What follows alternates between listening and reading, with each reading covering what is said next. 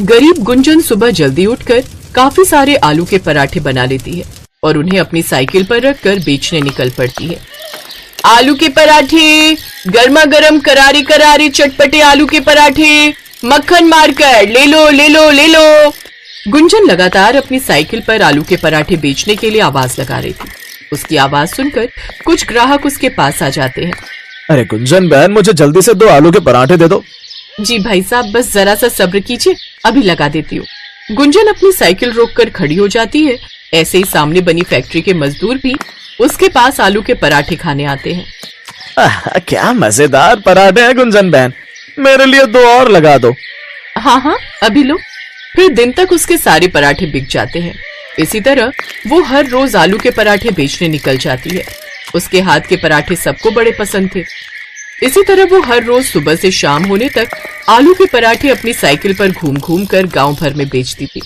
फिर शाम को थकी हारी वो अपने घर पहुंचती है, जहां उसके बूढ़े सास ससुर और अपाहिज पति उसका इंतजार कर रहे होते हैं। बहू आ गई तू? कब से मैं तेरी राह देख रही थी। घर में राशन खत्म हो गया है, अब खाने में क्या बनाएं?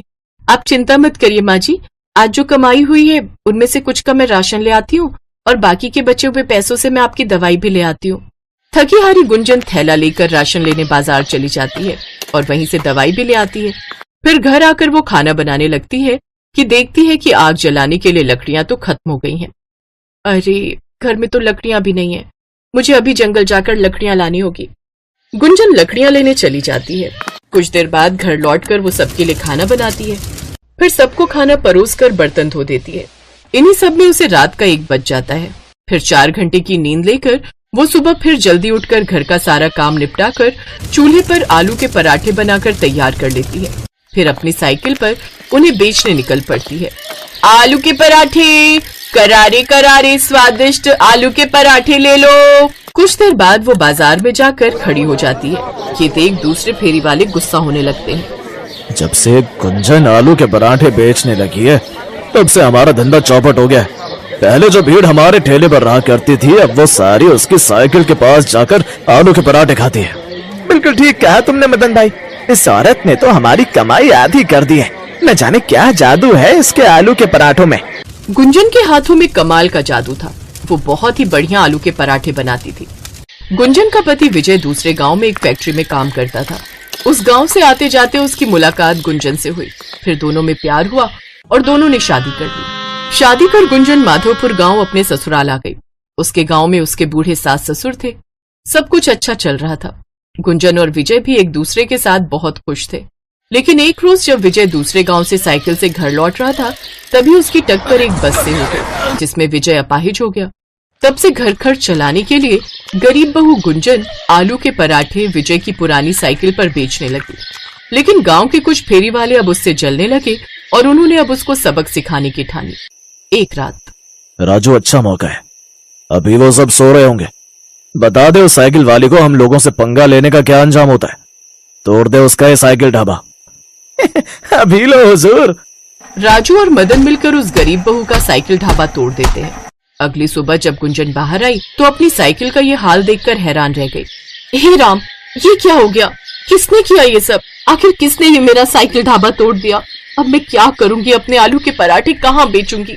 अब इतने पराठे बनाए हैं, आज बेचने नहीं गई तो बहुत नुकसान होगा। कीड़े पड़े उसे जिसने हमारी साइकिल का ये हाल किया है।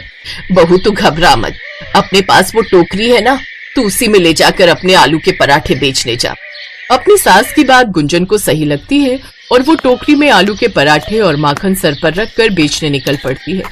लेकिन जहां वो पहले कुछ ही मिनटों में पहुंच जाती थी, अब उसे वहां पहुंचने में काफी वक्त लगता था। साथ ही पैदल घूम घूम कर वो थक भी जाती थी। फिर शाम को थकी हारी वो घर पहुंचती है। क्या हुआ गुंजन, तुम्हारा चेहरा क्यों उतरा हुआ है? आज साइकिल न होने के कारण मैं ज्यादा जगह पराठे बेचने नहीं जा पाई, जिससे आज ज्यादा बिक्री भी नहीं हुई और पराठे भी काफी बच गए। ये सब मेरे कारण ही हो रहा है ना। काश ना मैं अपाहिज होता और ना तुम्हें इतने दुख देखने पड़ते। क्या सोचकर तुम्हें ब्याह कर लाया था कि तुम अनाथ हो, जो प्यार खुशियां तुम्हें मायके में नहीं मिल पाई वो मैं तुम्हें दूंगा, लेकिन यहाँ आकर तो तुम्हारी हालत कैसी हो गई है। अब परेशान मत होइए जी, मैं आपके साथ खुश हूँ और भगवान ने एक रास्ता बंद किया है तो वो दूसरा भी जरूर खोलेगा। और बहू, जो पराठे बच गए हैं ना, उन्हीं को गर्म कर दे, आज हम वही खा लेंगे। वो सब वही सुबह के बने हुए आलू के पराठे खाते हैं और सो जाते हैं। फिर अगले दिन वो फिर से आलू के पराठे बनाकर टोकरी में रखकर बेचने निकल जाती है। आलू के पराठे ले लो, आलू के पराठे।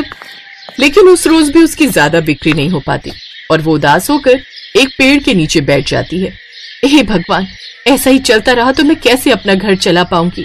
घर का राशन, सबकी दवाइयां, सब कैसे होगा? शाम को गुंजन फिर मायूस सा चेहरा लेकर घर आ जाती है। उसके परिवार वाले उसकी हालत देख समझ जाते हैं कि उसकी आज भी कुछ खास बिक्री नहीं हुई। वो सब भी मायूस हो जाते हैं। तभी उसके पास उसकी सहेली और पड़ोसन रजनी आती है। अरे गुंजन बहन, तुम आ गई? मैं कब से तुम्हारी राह देख रही थी।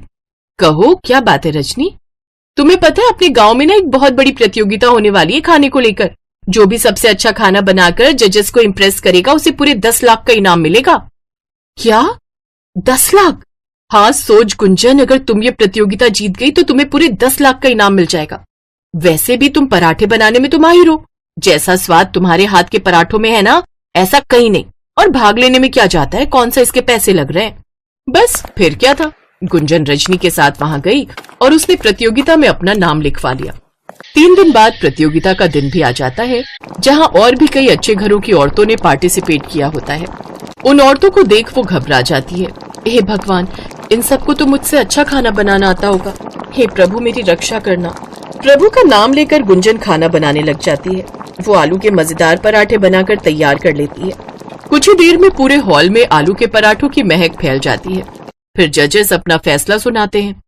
यहाँ पर कई बड़े बड़े घरों की महिलाएं भी शामिल हैं जिन्होंने कई महंगी महंगी और नई डिशें बनाई हैं, लेकिन जो स्वाद तुम्हारे हाथों के आलू के पराठों में है वो कहीं भी नहीं। इसीलिए इस प्रतियोगिता को तुम जीत गई हो, साथ में 10 लाख का इनाम भी। ये सुनकर गुंजन बहुत खुश होती है। अब वो उन पैसों से एक पक्का घर बनवाती है, साथ ही गांव के बाजार में अपना एक ढाबा खोल लेती है और उसमें आलू के पराठे बनाकर बेचने लगती है, जिससे उसकी खूब कमाई होती है और अब वो अमीर हो जाती है।